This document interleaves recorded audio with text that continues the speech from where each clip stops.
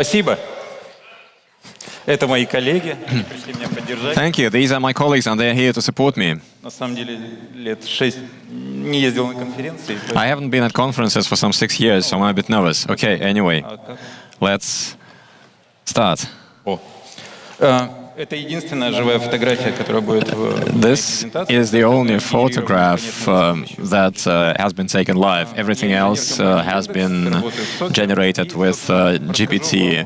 I'm an engineer with Yandex. I work at SOC, and we'll talk about an LLM model that we implemented. I want to tell you right away that I'm an InfoSec guy. I prefer pressing buttons and launching Nmap.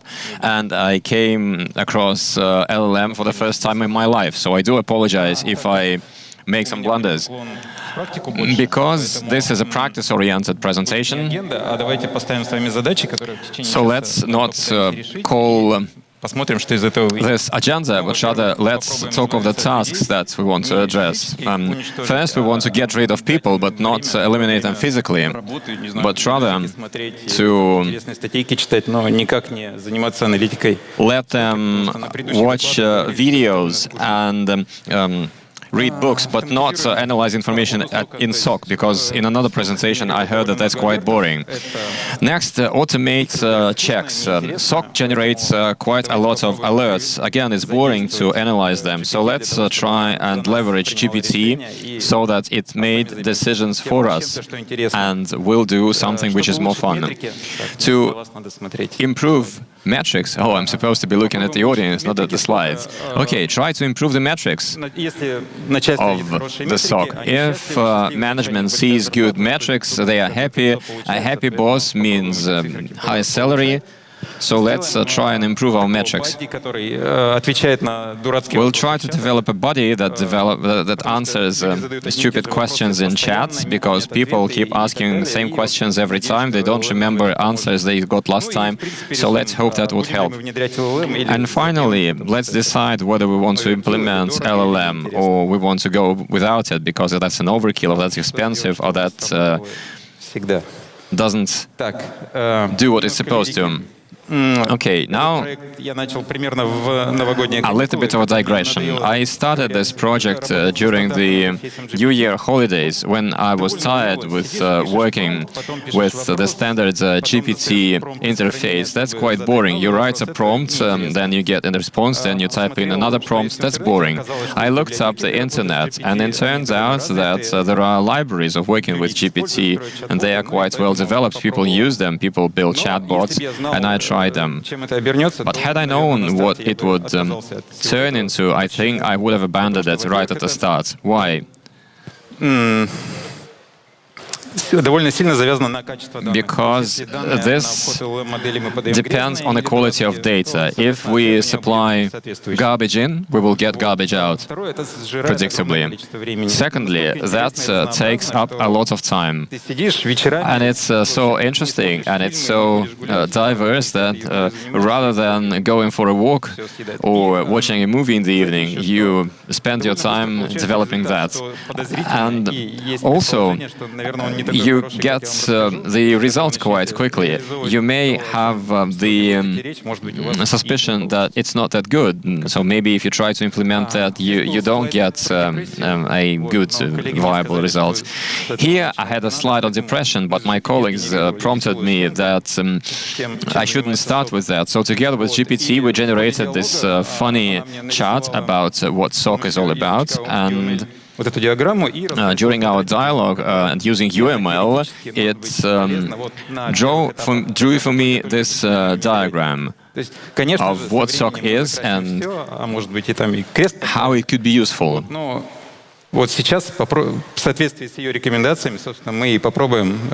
So let's follow these recommendations from GPT to implement the low-hanging fruit. Let's first choose the library. The previous presenter talked about development, and here in open source there are quite a few developments already. I had 3 requirements. First, the library had to support our Soviet times language models, well, it had to be in Python. Yes, it's slow, but it's readable, easy to work with. There have to be common interfaces. I want to make sure that the same interface works with the same models. And also, this LCL, LangChain expression language, was my other requirement, which is similar to another language that I like. And I really had a click with it. There are many libraries, and at the bottom there's a link. I think you'll be able to download the presentation, and the underwritten text is also hyperlinks that you can click and follow. It turned out that Sberbank also built a library over LangChain to work with their GigaChat. My presentation, my slides are in Markdown. I sent my slides to GPT, and it generated the pictures. So if you see some hidden meaning there, that doesn't come from me. For us to be able to do anything, we need to get the basic definitions right. When I listened to first lectures on YouTube, I sat down with a piece of paper and wrote down all the words that I didn't know, but I think you're smarter than me, so you would be able to digest all of this. So we'll get increasingly complicated as we go. The leftmost one is what most people use. Then we'll talk about how we can use databases to work with the LLM models. And the helicopter on the right is the magic that is supposed to make us happy. So what is an LLM model? I've been trying to find out with GPT for some 15 minutes how it identified itself, but I wasn't successful. The best definition that I found on Hubber is that it is a low-res JPEG of the internet. So yes, it seems that the AI packs the knowledge and uses that to answer our questions. When you ask the first question, how are you doing? It answers, I'm okay, which is fine. But if you ask more detailed questions, sometimes it responds with garbage. If you were to appreciate the size of today's LLM, you've got to build an exponential chart compared to the initial ones. It works with texts, as OpenAI recently demonstrated. It doesn't understand what you say, for better or for worse.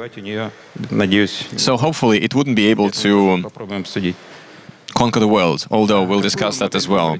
So which model do we go for? The first answer is none, because we are InfoSec guys. We want to make sure that everyone sits still and doesn't do anything. But let's not practice this approach. So we can choose to train a model, but that's expensive and you need equipment. Until time comes that you implement a practical project, you would spend quite a lot of time and you might well forget with what you started. You can take someone else's model. There's a chatbot arena that traits models, and you can select a specialized model. At other presentations about LLMs, there were links. But I'm lazy. You need a GPU for that. That's long, that's expensive. And what remains is cloud models. ChatGPT, by the way, is the best one. Whatever people say about it, a llama that looks like ChatGPT, no, nothing is better than ChatGPT for better and for worse. But again, we don't have in Russia official access to ChatGPT, so we have two models available on the cloud. That's Yandex and Sber. As a person from Yandex, I am supposed to go for the Yandex one, but there's one thing that I like. Theoretically, you can turn off journaling there. I didn't see the code, how it does it. I don't know where the switch is at the moment, whether it journals or it doesn't. But anyway, let's go for it for that reason. And I also want to mention the Saiga model that Russian guys do on a Russian dataset. That's important. I didn't check out that project. I heard about it, but you need resources to deploy it, so I'll just leave a link here and you might want to review it. Okay, so we have discussed the models. Let's now talk about tokens. A model doesn't think in words and it doesn't speak with us in phrases. It generates tokens. LLM models grew out of translator and interpreter software. You get text as input, it processes text, converts it into its own internal language, and then translates it into another language of your choice. That's an important point to understand how we will work with a model. For example, we would supply as input a phrase, and it would break it into chunks. A person would break it down into words, paragraphs, but a model can break it randomly. It tokenizes spaces. And when you hear about watermarks in models, you should know that a model generates a watermark. But if you supply this text as input to another model, that model will treat that watermark as legitimate data, and that watermark will become visible. For example, how you're doing that phrase in Russian is subdivided into 8 tokens. There are approximately 3/4 of tokens versus the number of words. Why? Because if you use cloud models, you would pay for the number of tokens. Thus, if you ask this question to OpenAI, it is converted into 8 tokens. But the Yandex model, in the Yandex model, the same phrase is converted into 16 tokens. And not only that makes a difference in terms of the payment model, but also the more tokens, the less context are in each token. Сильно увеличило размер контекста, поэтому, возможно, для вас это не будет ограничением. Переходим к температуре. Next, let's move to temperature. That's not a very good term. Так, температура. What is temperature? I don't know who invented that, but to really understand this term, you need to think out of the box. As we noted previously, the model generates text in tokens, not words, and the next token has to be selected from a certain array. So the lower the temperature, the more healthy it is, the less it fantasizes. So if the temperature is 0, it would select the most probable value. When we increase the temperature, it doesn't quite go crazy, but it becomes more creative. And it can select other versions. So here on the slide you can see that as you raise the temperature, it goes for other words. Let's look at our example. This is the first bit of Python code. I was told that I should explain it, so let me try and do it. The first line файлик. is the link to a file, and all the files will be available on GitHub. The link will be at the end.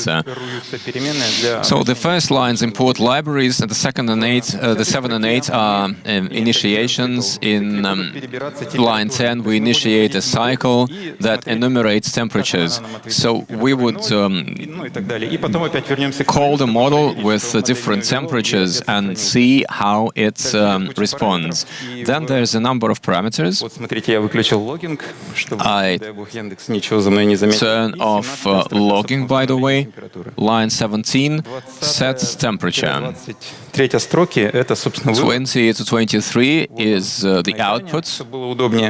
Here's a sample of the output. So if temperature is 0, you can see that the model gives the same responses, but if you increase your temperature, it can give different answers. That matters if you want to get the same response to the same question. The link to the temperature game is at the end. You can change your folder, replace the folder with your own. And by the way, Yandex has free limits, so you can really play with it for a while. Переходим к следующему понятию — prompt. Next, the next definition is prompt. And by the way, note that we are still at the very basic version of an LLM model. A prompt is what instructions we give to the model. A model knows everything about our world because it puts all texts into the digital form. So if I now say the word deficiency, for example, you would perceive it in the context of this conference. We would talk about deficiencies of cybersecurity. But say a housewife would understand deficiency differently looking at her pots. So we need to describe to the model who we are and what we want from it. Currently, there are many training courses. There are some paid videos on YouTube to teach you how to generate prompts. But I think really this is information peddling, because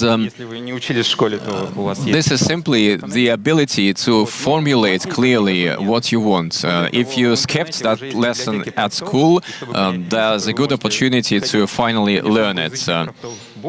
There are libraries of prompts. In the English language, there are more prompts, but that's not a problem because you can translate, and anyway, most of you, I'm sure, reads English.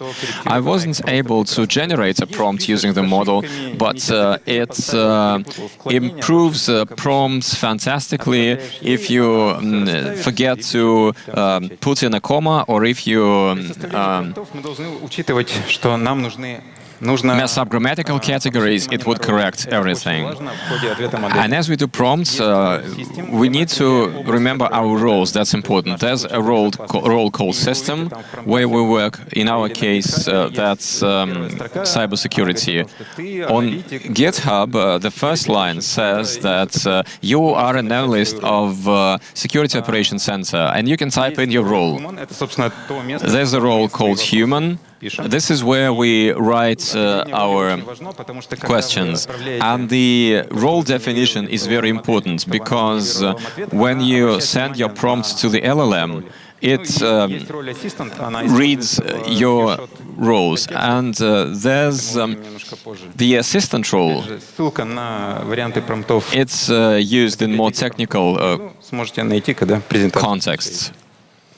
Here's the code for prompt generation, and I'm showing it here to show you that this is not just a piece of text. LangChain helps us write the prompt, segregate prompts from roles, and in line 10 we assemble the context that we will feed to the LLM model.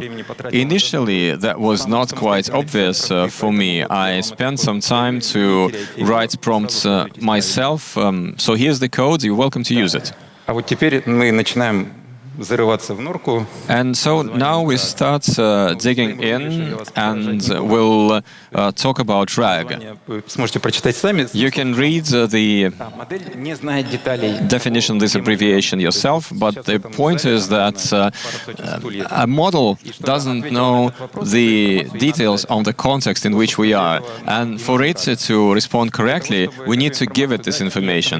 And that's why you need RAG.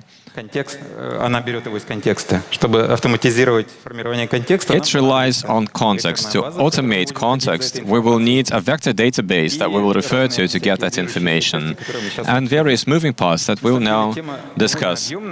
This is quite a big topic. At the bottom, there are links to a couple of good articles that discuss how this mechanism of retrieving the necessary objects works. But let me give you a sense of it. The first basic notion is vector. Any phrase is converted into a vector. In LLM chain, the default dimension is 256 elements. We take a phrase, for example, I describe our alert, and we vectorize it. We end up with 256 numbers. What that could mean? Then we take a word. I take the word incident, for example, and I vectorize it, and I again get a 226 number vector. При векторизации вектор отображает наше слово в некое смысловое понятие в многомерном пространстве. The model converts our word into a notion in a multi-dimensional space. If I start converting numbers back into word, we can see that the first number relates to the word incidents, the second to the word events, etc. Somewhere in that multi-vector space, there is an area which is about incidents. And there, the description of my alert could end up. В общем, есть вектора, которые разнонаправленные, There are которые направлены, допустим, условно параллельно друг другу. Vectors that have different directions. There are ones that have similar directions. Или слова, похожие по смыслу, независимо. Let's not recall geometry any further. So we can find related words regardless of their length. You can see that my first alert is a longer text and the word incident is a shorter text. But in the vector space, they can be closer. So we don't work with words or tokens, we work with meanings. The word-to-text concept is already some 15 years old. Google was the first to explain this concept. I am sharing a link to an article, and then you can read it. Okay, the embedder is an engine or a function that converts your text into vectors. And why I talk about it separately, an embedder would take your text and vectorize it. But if the embedder has been trained on the English language, it wouldn't work because it hasn't seen any Russian language text. So an English language embedder would not be able to extract meaning from the Russian language text. That is why when you develop your own solution, look for an embedder that at least knows the language in which you work.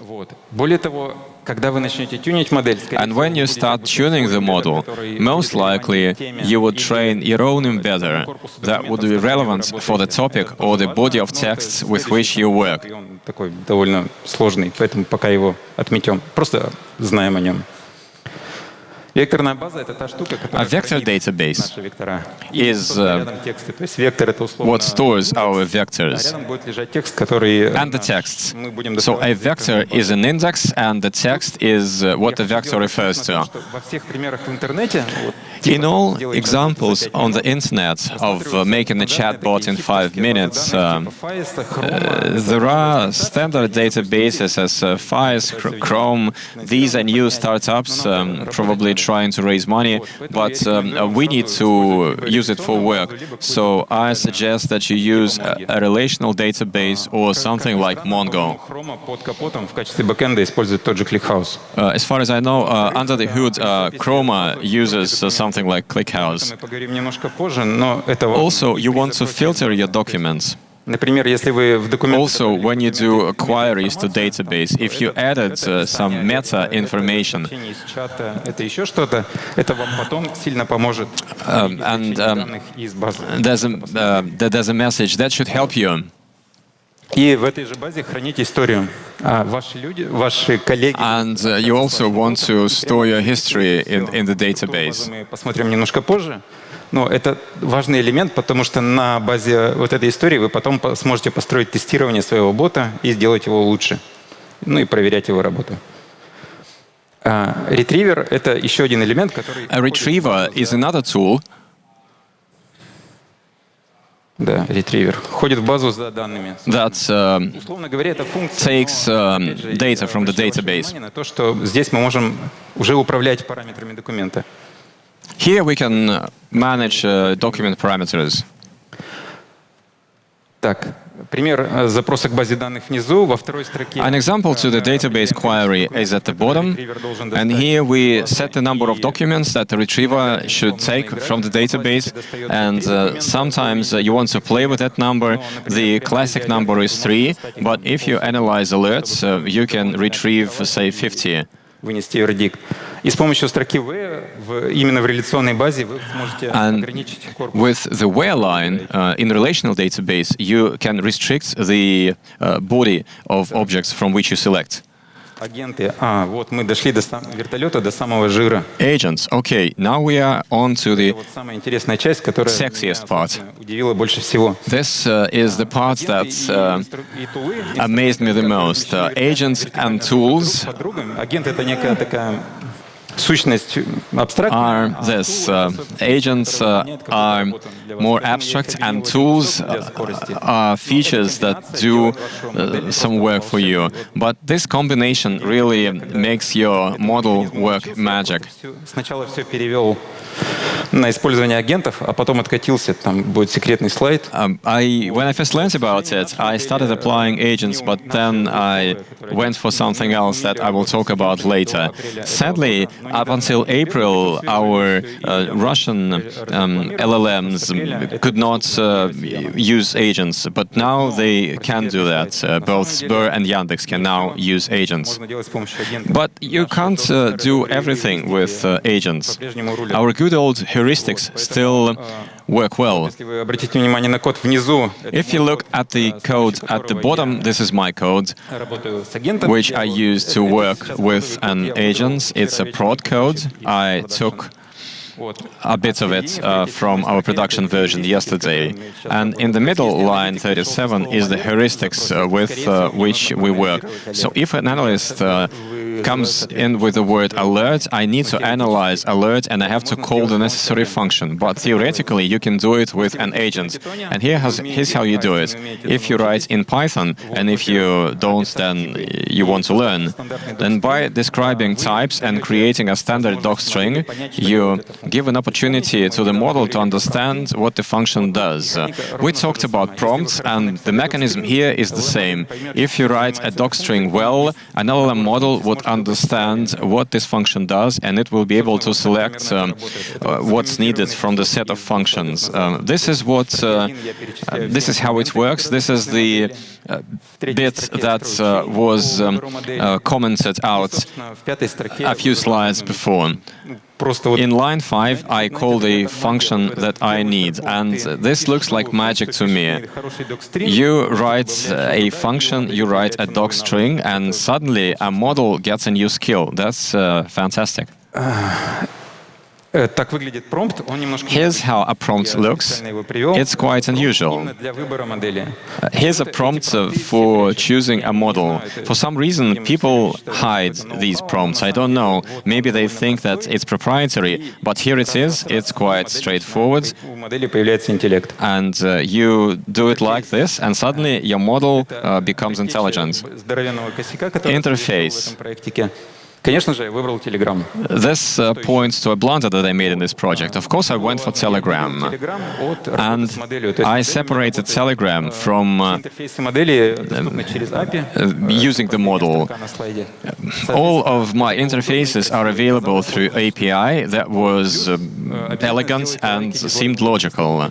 And by the way, remember to implement likes and dislikes. That's an important testing for your organization that we'll talk about later. Как сейчас выглядит этот проектик, то есть где-то в To центре. the left, you can see what it looks like. Now in the center, you have the rag. It goes through the resources and authorizes them and deals with the model and gives an answer to the human. But how to make the user talk to the bot? Like I say in the chat, guys, I have launched a new bot. My guys go there. They spend their 15 minutes, have one or two query, and they never come back. Why so? Well, I was watching other reports, and it occurred to me that it's not convenient. It's not about me being dumb or something. And I think the picture to the right should be taught to deal with the systems people use. So if they have tickets in SOAR, maybe this model should work there, gives them ideas and help in analyzing these incidents. Okay, playbooks. Мы люди, мы пишем очень плохой документ. We are humans and our documents are really bad. And if you start developing documents for an LLM model, we'll see how many poor quality and duplicated things you produce. В том числе с So помощью LLM. you can use an LLM to look for similar documents, and we know that SOCs have a lot of documents, and when you find bits and pieces of similar documents in different places, this is funny. And if you have a thorough friend, you should ask him to prepare the data. You will make the bot new features, new agents, it'll be good. And this guy will filter the data day in, day out, for hours on end. And this is really tiresome and boring. And this almost made me drop the project. Okay, so these are the documents. You should have the scheme. When the guys update playbooks, say in 5 minutes, they want the model to follow the fresh playbook. So if you don't update, it is not going to work. And another important thing is the splits of documents. So in all recommendations, you should split the documents by bits, say 500 symbols, so that you can use a vector database for this. Well, for SOCs, it doesn't work well because the playbook for analyzing an alert is a comprehensive document. And if you ask the model to analyze how the analyst dealt with the alert, you should give the whole context. So when you launch the documents to the vector base, you should remember that some can be split, others cannot. And at the very beginning, so how I started this, I grabbed the chat and I made a base of documents, the questions and the answers, using Chat GPT. So in the chat, they have a question, I find a good answer, I give it there, and I have this corpus of documents as files, and I can fix it. Then I also started updating these documents, which was missing at the beginning. And the most important thing, if you look at the project, I have a hook which sends a prompt for the model, sending it to the disk. This is important. When the model generates some gibberish, you should understand why and which context to give the model to chew. Here's the scheme of the current project. What is important is rephrasing now. This is quite interesting, and it took me some time to realize it. People ask strange questions. When you show your bot to the colleagues, you'll be surprised to see that your mindset is different from the colleague's mindset. So you will have to ask a model to normalize the query for the vector base.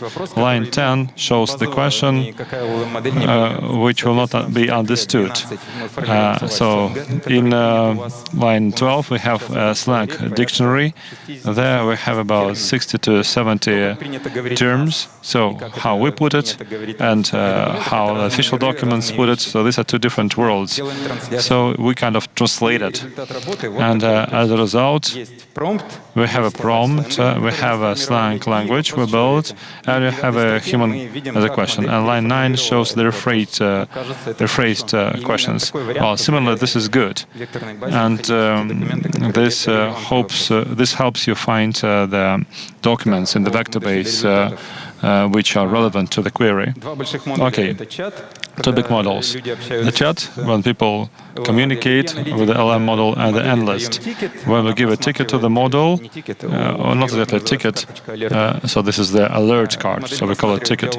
So it looks at the dialogue, the work of the analyst, and either says that the analyst is doing something wrong, and the temperature should be 0, so that the model answered properly. The prompt should come from the vector base.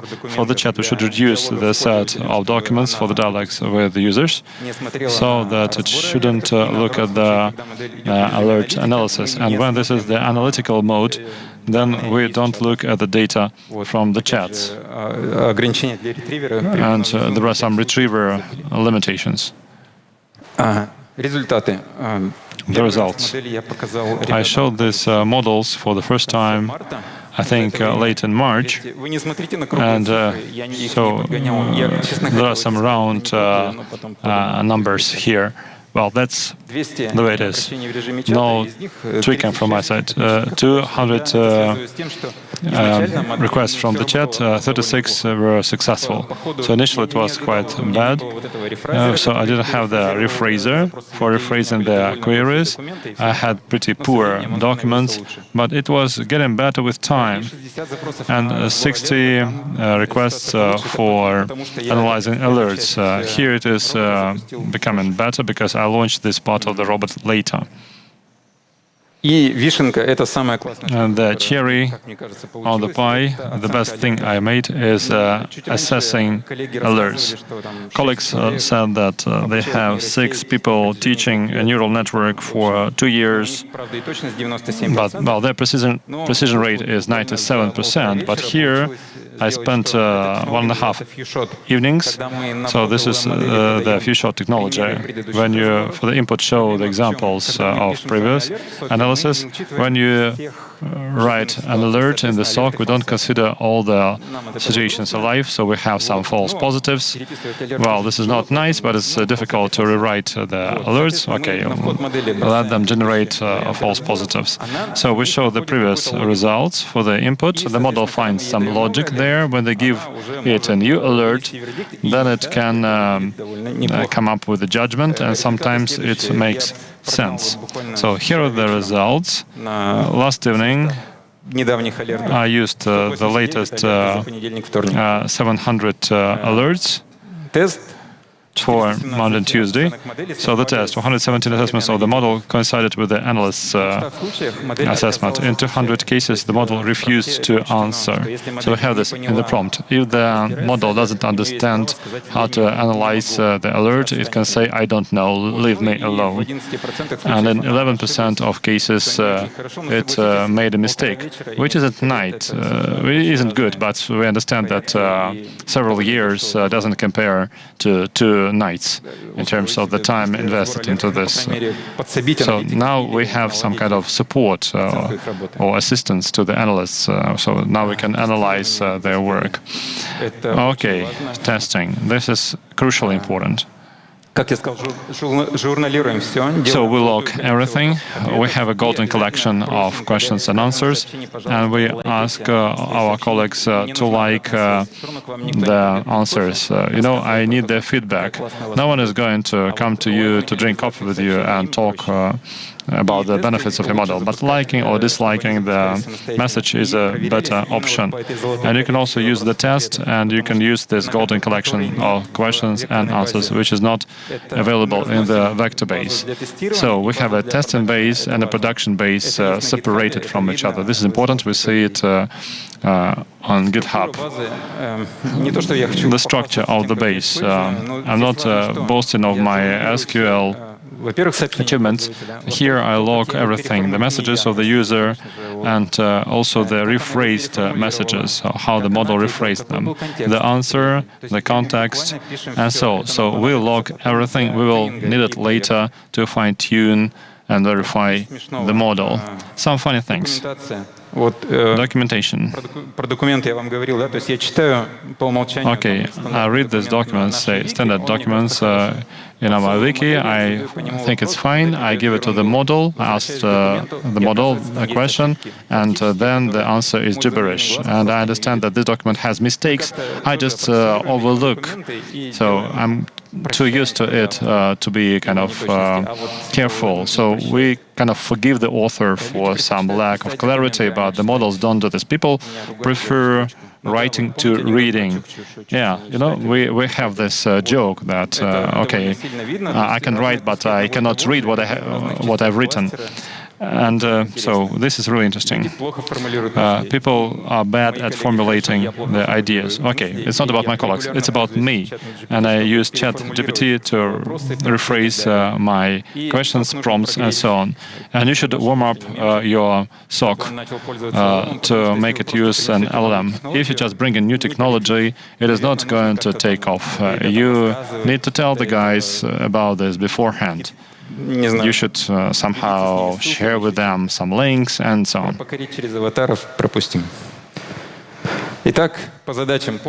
Okay, you remember slide 2? I was talking about the tasks to get rid of people. This is not going to work out because this is fuel for LLM, and analysts should generate their verdicts. No way around it. But you can control the way people work, and you can do it in an automated way, which is cool. You can answer questions, so the answers are pretty well generating. In terms of introducing LLM, you can see that I partly crossed it out because we don't have it as a production feature, but I think that it will have been done in half a year. The plans, integration with the SOAR, SOAR. I think this will help us understand how the analysts work.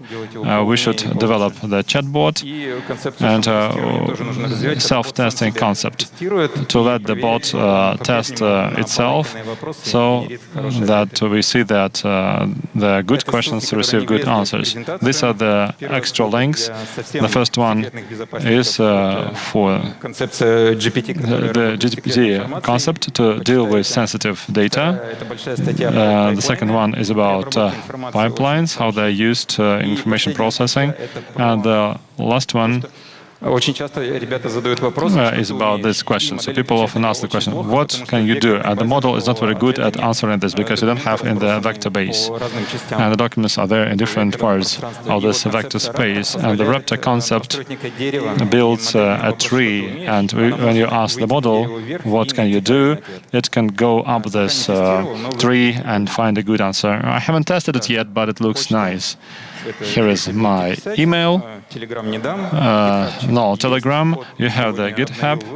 I have updated the code, so you can check it and send me the issues. That's it, and I'm within my time limit, aren't I?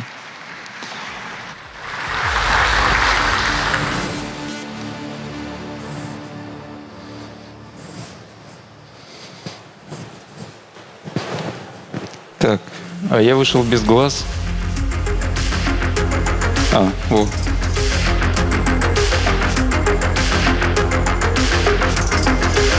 Как войти, соблюсти баланс между необходимостью создавать... How to strike the balance, breakthrough technology on one hand and human centricity on the other hand. Do you think I'm a good person to ask this question of? I don't think we need people in IT. If we could rid of them, it would be wonderful, but this is not possible. What are the methods and approaches we can use to use new models in reinforced learning systems? Yeah, thank you. When you interact with the model and you log all the interactions and then use this for testing and maybe even for adaptation of prompts so that the model could modify the prompts overnight to generate better answers, I think this is possible, and that's something we can do now. Is LLM going to develop Yandex?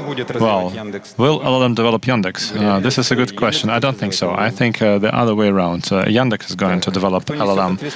Who is responsible for the LLM mistake when decisions are made on an incident? Okay, humans are accountable, right?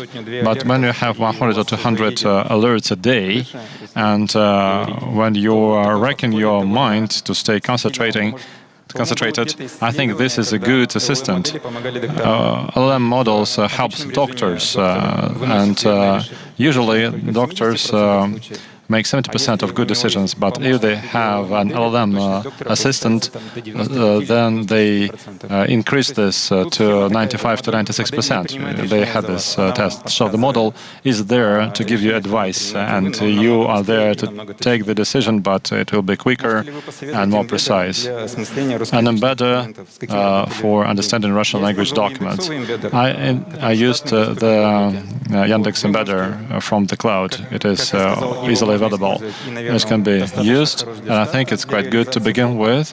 And you can do it for the proof of concept, but for your SOC, you'll have to teach your own embedder. But it's not time to think about it now. What about data privacy when you send the data from the SOC? Okay, you remember we had the Yandex Cloud model, we had a switch. So you can switch off logging and pray that Yandex will not do this. And you can, another thing to mention is that in my base, I keep all the dialogues. So people know this, so you can have a look at the base, and you can be surprised by the questions they asked the model. Does the model learn all the data about incidents? How does it understand that a given analyst analyzed an incident? Well, this is magic. The prompt for analyzing incidents looks like that. I notify the model that now it is a SOC analyst. Then I give it a playbook for analyzing an incident. I think that our guys write playbooks really well.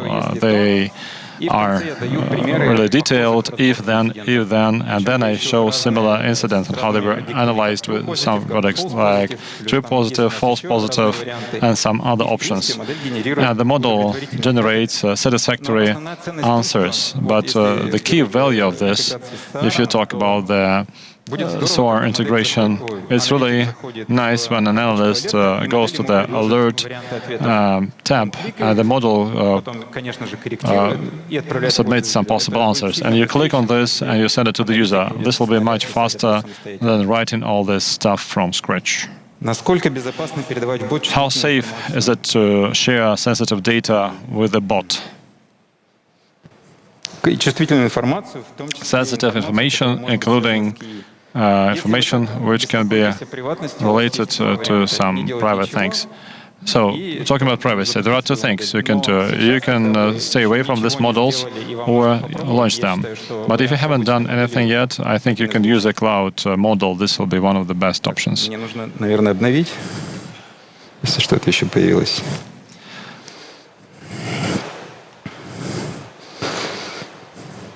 Каких результатов позволило достичь внедрения LLM в ваш SOC?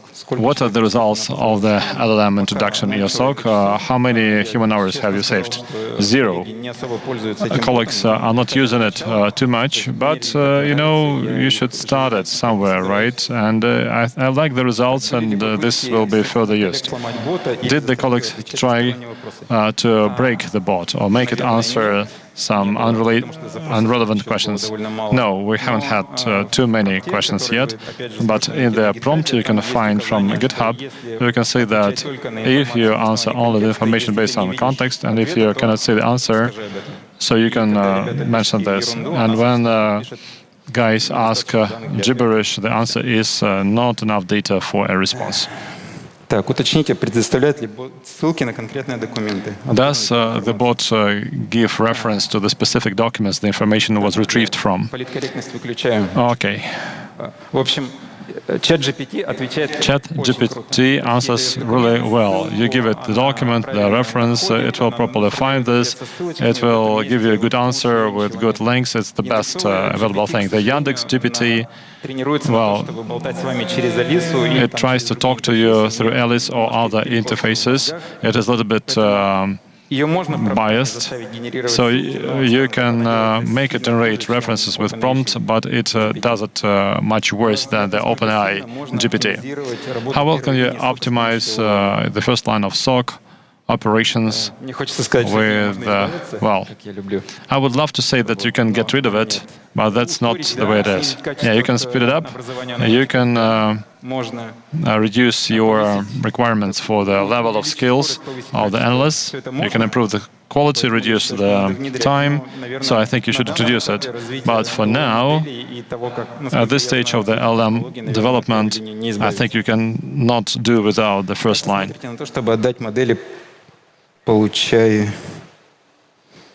Отдать модели для получения контекста события. Тут какие-то ошибки. Смотрите, на GitHub, вот я вчера... Some issues with the question. I spent half a day yesterday. I took our production bot. I took out all the elements related to our infrastructure, having some secrets. And so this is a concept. And this is the production code. And all the other elements are there to be seen. Там смысл был в том, что как вы смотрите на то, чтобы отдать в принципе не документы, Here's the question. If you don't share the documents, but rather the logs with the LLM, what will be the answer, like the context? Here is a user, he comes this way, he does this, he launches this and this processes, removing the garbage processes, and so on. Мне кажется, я примерно... I think that Не работает. На слайде, где я показывал... I had a slide about it. You remember how the model decides on the alert. So you give it the alert, but this is not structured data. So you say the user, like Mr. Smith, launched this process on this day. Here's the output, and it looks at the analyst's verdict. And you give many of these shots, and this way it can analyze a new alert and give their verdict. Is it what your question was about, or about the analysis? Yeah, about analyzing the log. That's what my question was about. How to understand what's going on through analyzing the text. Well, you know, I haven't given it a try. There is no magic here. You will have to give your model some documents. If you give it an instruction how to deal with the log, then something might work out, but it needs to be tested. Так. Опять про избавление от первой линии, ну... Okay, another question about getting rid of the first line. Okay, let's leave them in peace. We love them. Okay. You say that the model sometimes says that it cannot answer, and it looks like fighting the hallucinations, which is one of the key issues with these LLMs. Any other ways to get rid of hallucinations? I bring the temperature to 0. This way, you don't have the same answer to one prompt every time. And secondly, in the prompt I generate for the model, I have a clear instruction, only generate an answer based on the information available in the context. And sometimes you should mention it twice for the Yandex model, for instance. That's how our model works. It sometimes forgets about the beginning. And it does it that way. It says that in the information provided, I don't have any answer to a question, so no answer, sorry. And another question. You said said that you are not considering local models. On the other hand, they have expanded features. There are more parameters for settings apart from the temperature. So you can fine-tune this. Have you tried this? No, I haven't. And here is why. I'm a security guy. I'm not a machine learner. And I want a quick result. Then, with time, we'll have to do it to teach the model well, to make it the security officer model. So we have this, but we need to show that you can achieve results now, and then we will improve later. Thank you. Can the model build a comprehensive timeline of events before the incident and forecast the next steps? I don't think so. It doesn't have a brain. If you give it some options of timelines and ask for some similar things and then build the next steps, well, theoretically this can be done, but I think this will be tricky. Как скоро придется искать новую работу инженерам мониторинга SOC? The SOC monitoring engineers, are they going to be fired soon? No, I don't think so. We'll just have more time for watching videos or for self-education. I'm afraid that analysts will not be able to see whether the answer of the model is good or bad. Yeah, I heard the same risk mentioned by one of my colleagues. Yeah, it is there. You can only give the answer from the model to those who have a given social rating, like the good analysts and the bad analysts. So the good analysts should be assisted by the model, and the bad ones shouldn't. And you can also strip them of their coffee. A joke, apparently. Ну, скорее, такой микрочейн из вопросов. У вас было нарисовано, что этап рефрейзинга делает какая-то... You said that you have a small neural network for rephrasing. What is it? Yandex has a small model which responds quicker. It is more blunt, but it's okay for rephrasing. And you have a big one for 70 billion parameters, I think, more or less.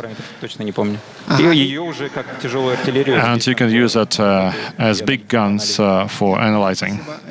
Thank you. And the second question. For an LLM, well, the questions are important. Sometimes you should deal with caps-locked queries properly.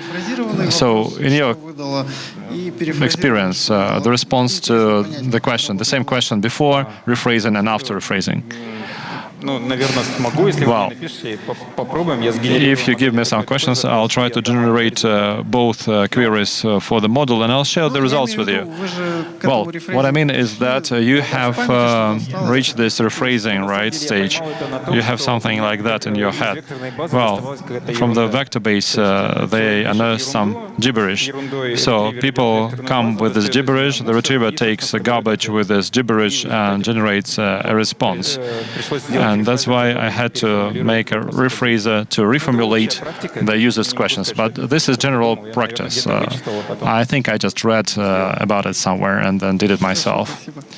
Okay, thank you. 3 минуты. Насколько большой корпус размеченных алертов потребовался для такой... How large is your corpus of alerts for this precision level? Yeah, I had several crawlers. They are not published with GitHub for your own, or you will develop your own crawlers. So you just took all the alerts which were on, digitalized them, and is using this corpus. Well, we have more than 100 alerts. How do you fight hallucinations? Well, as I mentioned in the prompt, I tell the model that if you don't have an answer in the context, don't answer. How quickly does it respond? I use a cloud model, and this is a public one. Then it, well, sometimes it takes seconds at night, but it takes a minute or 90 seconds at daytime. This is an issue, but you can resolve it using an on-premise model. Does the SOAR do the same function as the LLM? Yes, indeed, but for XOR you should have an analyst. But for the model, similarly, at some stage we can limit the human participation, are going to add the DLP to the LLM. I think one of the speakers analyzed this. They took some text, analyst is going to send to the GPT. I think they were talking about an OpenAI solution. And the model tried to find in the text some confidential information. The analyst removed and then sent this sanitized request. So I think theoretically you can do it. You can highlight confidential data. At least you can try to do this. Any plans to use the model to deal with the end user rather than analyst without analyzing this preliminarily? Well, this is quite dangerous. I don't think we are going to do it at this stage. If they have 200, 300 billion parameters, they'll be smarter than we are, but that's not where we are now. I've run out of questions and time too. Thank you guys.